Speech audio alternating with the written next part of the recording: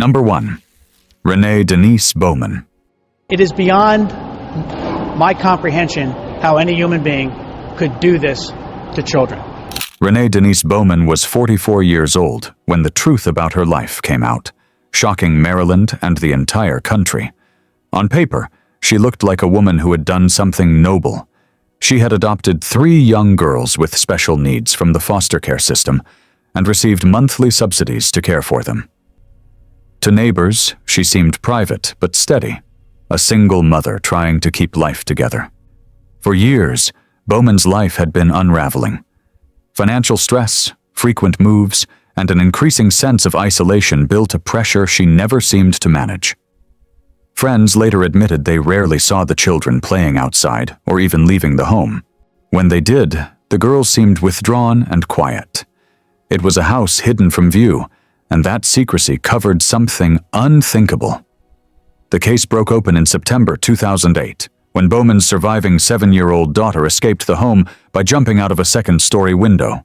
Bruised and scared, she found her way to a neighbor who called police. Officers who arrived at the home discovered something they could barely process. In the basement sat a freezer, and inside were the bodies of Bowman's 2 other adopted daughters, Manette and Jasmine, ages 9 and 7. They had been dead for years, their bodies preserved and moved from house to house, while Bowman continued to collect government payments for their care. When detectives pieced together the puzzle, they discovered that Bowman had suffocated the 2 girls, though the exact timeline of their deaths remained unclear. The surviving daughter told investigators of years of abuse, beatings, and being locked in a room for long stretches. Bowman admitted she had disciplined the girls harshly, but denied outright murder until the evidence left her no room to explain. She was arrested and charged with first-degree murder, child abuse, and related offenses. In court, prosecutors painted her as someone who exploited a system meant to protect children, using adoption for financial gain, while treating the girls as disposable. The defense argued that Bowman had suffered emotional breakdowns and crushing stress. But the cold detail of the freezer, transported from home to home with the bodies inside, eliminated any claim of temporary loss of control. In 2010, she was sentenced to 2 consecutive life sentences without parole, plus 75 additional years for abuse. Psychologists who reviewed the case described Bowman as controlling and narcissistic, focused more on financial benefits than the lives in her care. She had stepped into adoption for the wrong reasons, and when overwhelmed, made choices that left lasting scars on everyone involved. 2 young girls, removed from unsafe environments for a better chance at life, died at the hands of the person who promised to protect them. As of August 2025, Renee Bowman is serving life without parole and has no eligibility for release under current Maryland law. Number 2. Nicole Michelle Johnson. He can lay me down. What's that? He said, can I lay him down? Can you lay him down? Yes, because he was sitting up in the chair. He said, my nigga, can you lay me down? And I said, yeah, honey. She was 36 years old when her name became connected to one of Maryland's most heartbreaking child abuse cases. She wasn't a public figure, and before her arrest, she lived a quiet, almost invisible life. There was no stable career, no wide circle of friends. She had been entrusted with something that should have been simple yet life-changing, caring for her sister's 2 young children, 7-year-old Jocelyn Johnson and 5-year-old Larry O'Neill. What began as a temporary arrangement slowly became permanent as their mother struggled with her own personal challenges. Over time, Johnson became the only caregiver they had. At first, family members believed the children were safe. But as months turned into years, the weight of responsibility, financial hardship, and Johnson's own personal issues began to surface. She moved frequently, stayed out of steady work, and withdrew from social circles. Investigators would later say she appeared overwhelmed and isolated, with no support system to help her cope. Whether out of resentment, frustration, or simply neglect, the bond between guardian and children began to break down in ways no one outside the home could see. The turning point came in May 2020. Johnson admitted later that she struck Jocelyn during an argument, an act she claimed she did not mean to be fatal. Instead of seeking medical help, she hid the body in a suitcase, leaving it inside her car. 2 months later, Larry also died. Reports indicate it may have been due to illness or neglect. Rather than call authorities or family, she placed his small body in a plastic tote next to his sister. For more than a year, the 2 children remained inside that vehicle as Johnson drove from place to place, continuing her life as if nothing had happened. The truth came to light not because of a family member or concerned neighbor, but because of a routine traffic stop in July 2021 in Essex, Maryland. Open that up. Open that up. What the f***? Get the f*** in! Put your hands up! Don't you Officers pulled Johnson over for vehicle violations and quickly noticed the car was in poor condition and filled with belongings. Inside, they discovered the suitcase and tote. The smell alone told officers something was wrong, and when they opened them, they found the remains of both children. Johnson confessed at the scene, calmly telling officers what she had done and how long the bodies had been there. The investigation revealed years of neglect.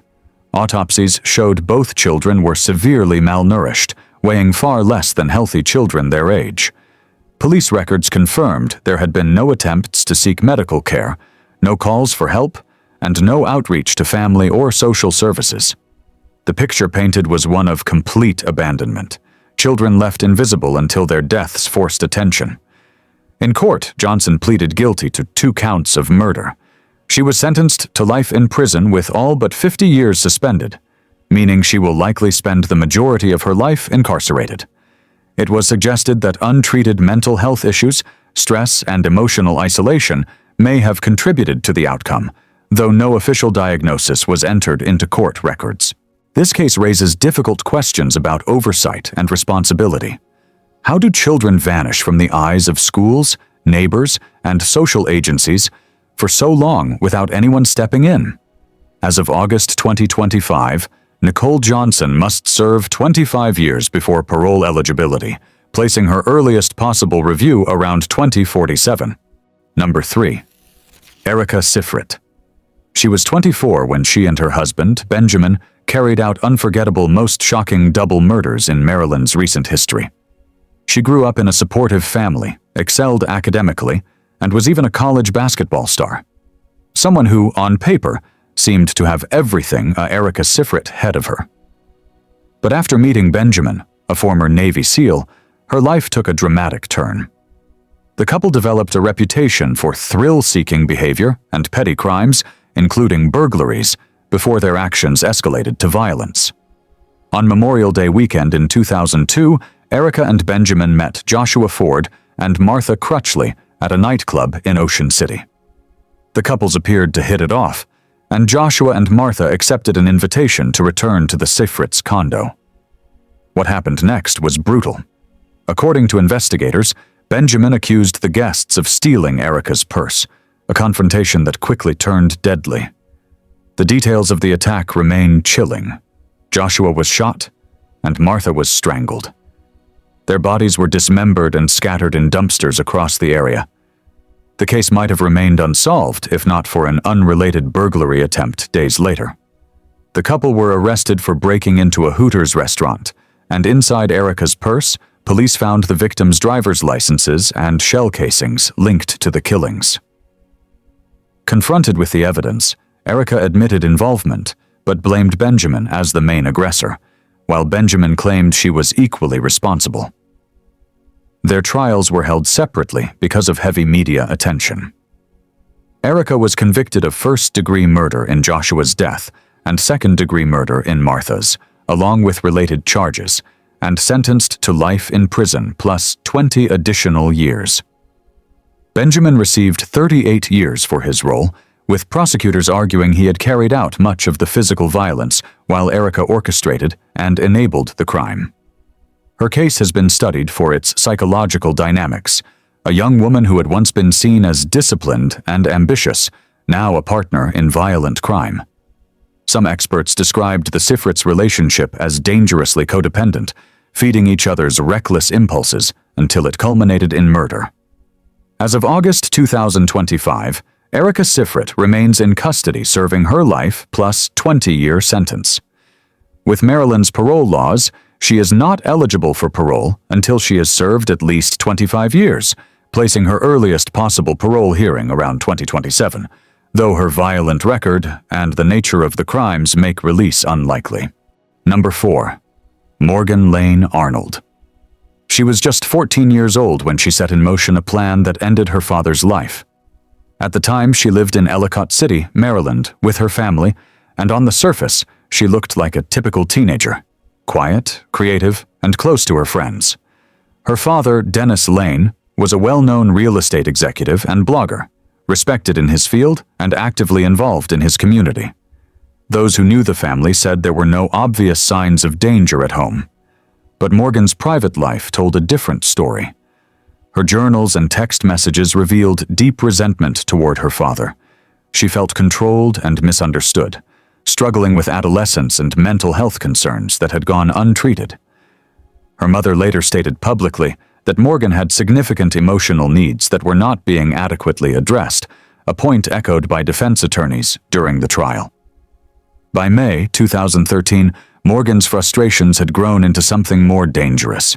She began discussing with her boyfriend, 19-year-old Jason Bulmer, how to kill her father. The conversations were detailed and deliberate, including when and how to carry out the attack. On the night of May 10, 2013, Morgan left a basement door unlocked to allow Bulmer into the house. Dennis Lane was asleep in his bedroom when Bulmer attacked him with a butcher knife, stabbing him multiple times. He died where he lay, with little chance to defend himself. Police arrested Bulmer at the scene, still covered in blood, and quickly connected Morgan to the crime. Text messages on her phone showed she had instructed him on what to do, even suggesting targeting her father's throat to make sure he would not survive. Investigators were stunned by the level of planning carried out by someone so young.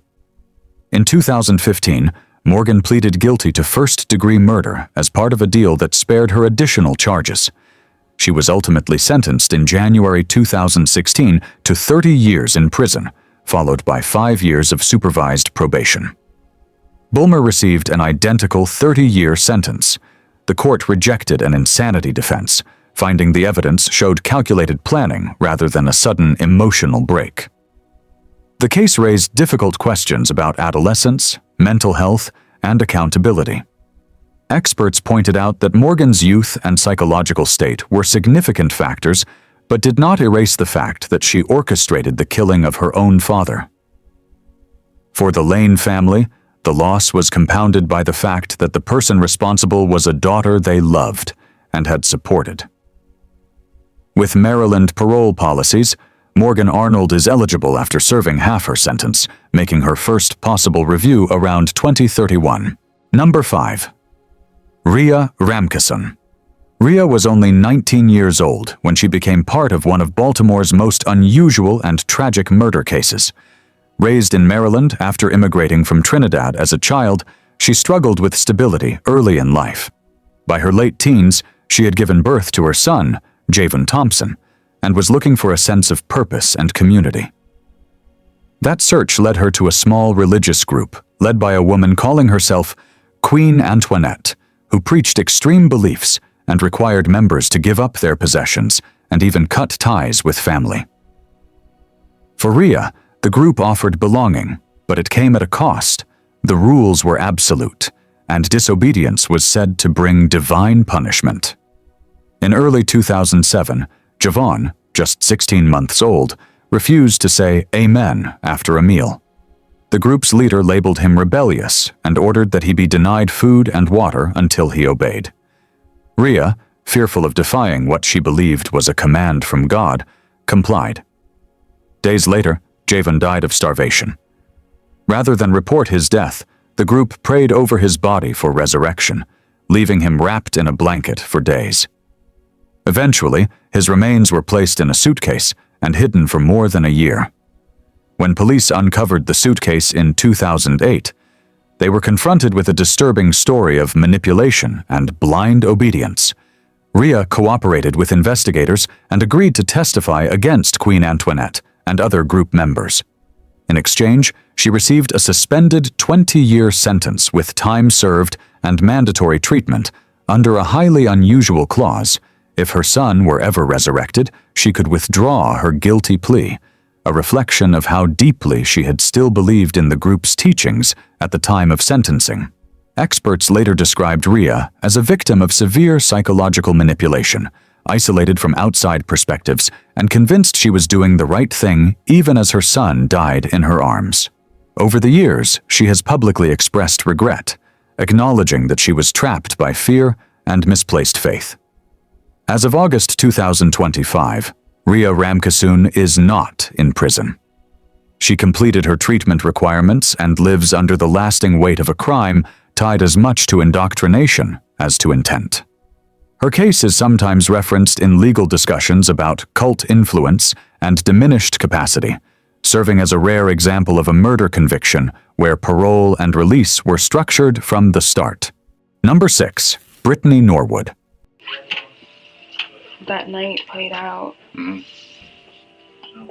prior to him sexually assaulting me and zip tying me. They made me move her car. Okay. I know where her car is. At 29 years old, Norwood became the focus of one of Bethesda's most shocking workplace murder cases.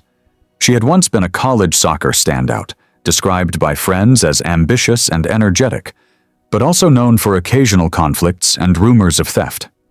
By 2011, her life had taken a difficult turn. She was working at a Lululemon Athletica store, moving frequently, and struggling financially. On March 11th of that year, Norwood closed the store with her co-worker, 30-year-old Jana Murray, a graduate student admired for her kindness and adventurous spirit. After leaving, Norwood called Murray claiming she had forgotten her wallet. The two returned to the store together, but instead of a simple retrieval, a violent struggle erupted. Investigators later said the argument likely started over suspected theft, with Murray confronting Norwood about merchandise. By morning, Murray was dead, having suffered over 300 wounds from multiple weapons inside the store. Norwood, found with superficial injuries, claimed that masked intruders had attacked them both and left her tied up. Her story initially caused panic, with people fearing violent criminals were on the loose in Bethesda. But detectives quickly grew skeptical. Because there were only 2 sets of footprints in the blood, both belonging to store employees, and the supposed stolen items were tied back to Norwood. Surveillance from a nearby Apple store recorded only the sounds of 2 women arguing, not a group of attackers. Norwood was arrested within days. During her trial, her defense admitted she had killed Murray, but argued it was a crime of passion rather than premeditation. Prosecutors countered with the sheer brutality of the attack and the elaborate staging, calling it calculated and deliberate. After just 1 hour of deliberation, the jury found her guilty of first-degree murder. In 2012, and she was sentenced to life in prison without parole. The case drew national attention for its psychological undertones and how anger, fear of exposure, and desperation can lead to irreversible tragedy. As of August 2025, Brittany Norwood is serving a life without parole sentence. Under Maryland law, this means she has no eligibility for release and will spend the rest of her life in prison. Number 7. Kimberly Hricko. Kimberly was 33 years old when she was arrested for killing her husband in what became known as the Murder Mystery Weekend case. On paper, her life seemed stable. She worked as a surgical technician, had been married to her husband, Stephen, for 9 years, and the couple had a daughter together. Friends, however, later told investigators that she often complained about her marriage, describing it as restrictive and unfulfilling, and sometimes joked about how much easier life would be without Stephen. In February 1998, the couple checked into a golf resort on Maryland's Eastern Shore for a Valentine's Day getaway. The resort happened to be hosting a staged murder mystery event, where guests tried to solve a fictional crime for fun. But in the early morning hours, fiction gave way to reality. Their hotel room caught fire, and Stephen was found dead inside. Kimberly told first responders she had left after an argument and returned to find the room in flames. But investigators quickly noticed things didn't add up. Autopsy results revealed Stephen had died before the fire ever started. Poisoned with succinylcholine, a powerful surgical muscle relaxant available where Kimberly worked. The drug paralyzes the body while leaving the brain aware, meaning Stephen would have been unable to move or call for help as the fire was set. Detectives also discovered Kimberly had discussed wanting her husband dead with co-workers and had allegedly offered money for someone to kill him. Evidence suggested the fire had been staged to make the death look accidental, while also securing a $400,000 life insurance payout. The trial in 1999 painted a picture of careful planning rather than a spontaneous act. Prosecutors emphasized her medical access to the poison and her behavior after the fire, including a push for immediate cremation. But Kimberly maintained her innocence, claiming she had been framed and that the circumstantial evidence had been misinterpreted. The jury disagreed, convicting her of first-degree murder and first-degree arson. She received a life sentence plus 30 additional years. She has continued to appeal her conviction over the years, but has yet to have her sentence overturned. As of August 2025, Kimberly Hricko has served 26 years of her life sentence. With Maryland's parole eligibility standards, she could be eligible for parole consideration in just over 2 years, placing her potential first review around October 2027. Though release is far from guaranteed given the severity of her crimes. Number 8. Zakiera Latrice Avery. Zakiera was 28 years old when she was arrested in Germantown, Maryland in January 2014. Avery appeared to be a devoted mother of 4, soft-spoken, and focused on raising her children after separating from their father. She worked as a pharmacy technician and seemed, at least outwardly, to be balancing single parenthood as best as she could. But those closest to her also saw something else: long-standing struggles with mental health, episodes of paranoia, and hospitalizations for delusional thinking. In the months before the tragedy, Avery's life took an unusual turn. She joined a small religious circle she referred to as the Demon Assassins. It was not an organized congregation, but rather a small group with loosely formed beliefs centered on spiritual warfare and casting out evil spirits.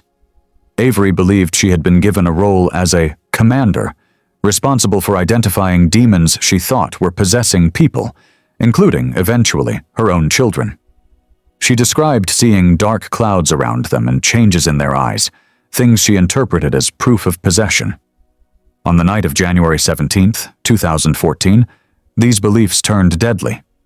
Inside her townhouse, Avery attempted what she described to investigators as an exorcism. She attacked her 2 youngest children, 18-month-old Norel and 2-year-old Ziana, believing she was freeing them from evil spirits. Their older siblings, ages 5 and 8, were also injured but managed to survive. Avery later said she truly believed she was saving their souls rather than harming them.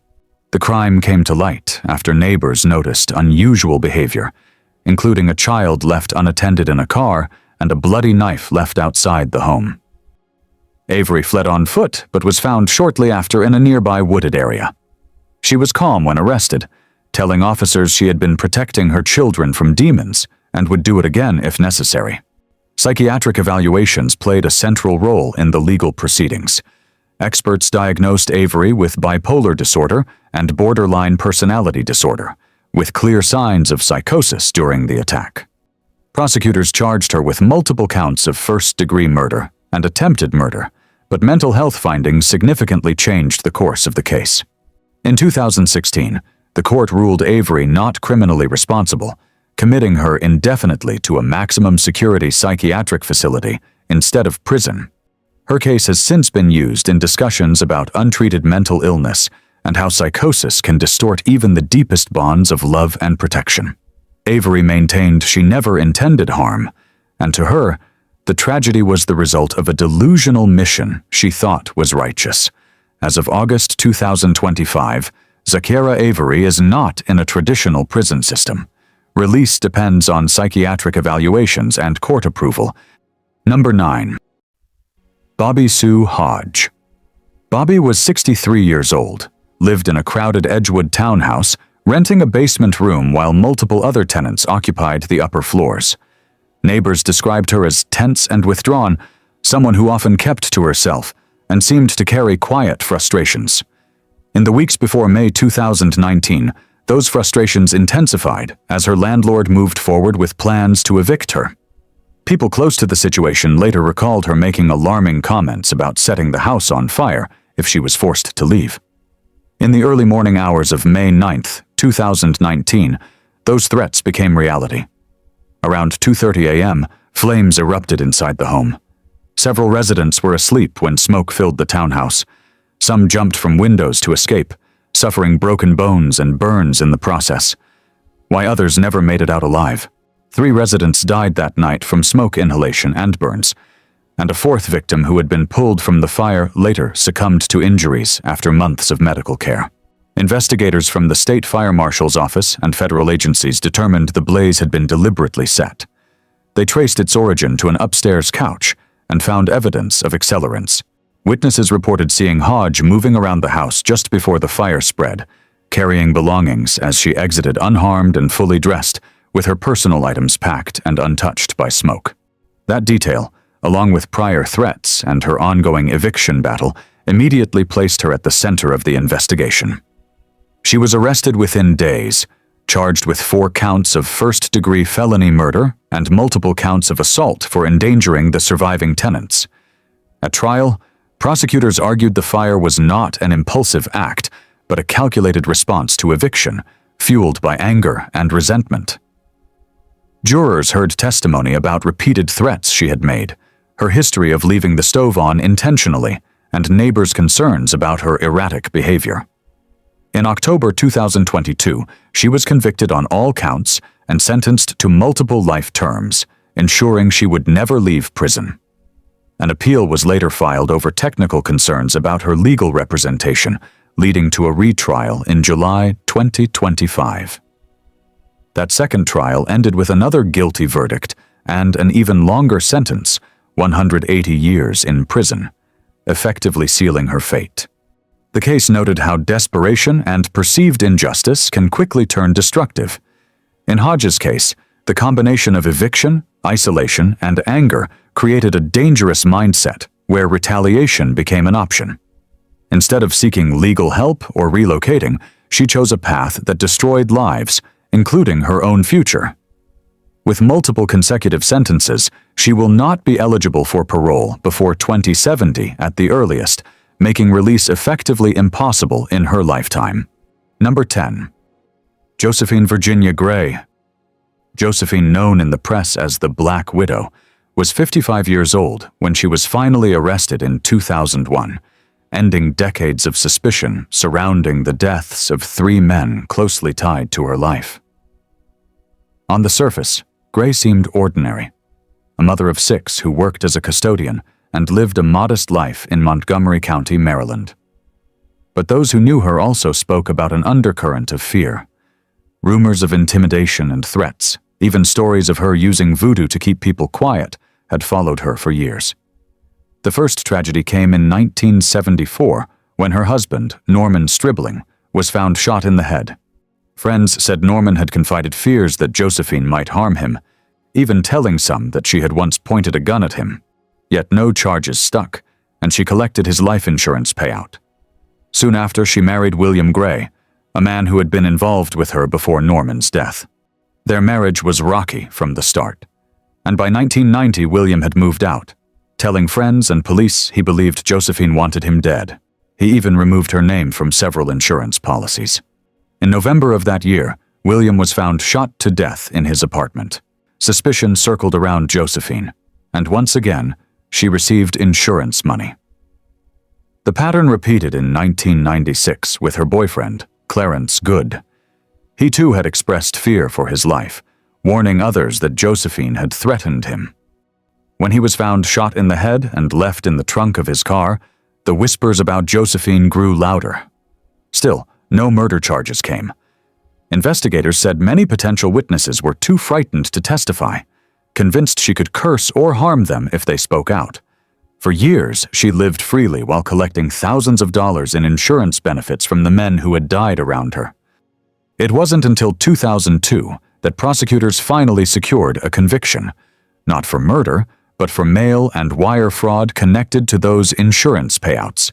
Using the Slayer's rule, which prevents someone from profiting from a death they caused, federal prosecutors built a financial case strong enough to put her behind bars. She was sentenced to 40 years in federal prison, a sentence upheld on appeal in 2006. While she was never convicted of murder, prosecutors and law enforcement remained firm that she had benefited from a pattern of deadly relationships and fear-based silence. Her case highlights how intimidation and manipulation can shield a person from accountability for years, even when suspicion is overwhelming. It leaves behind difficult questions. How many warnings must be ignored before patterns become undeniable? And how many people stayed silent out of fear, allowing tragedy to repeat itself?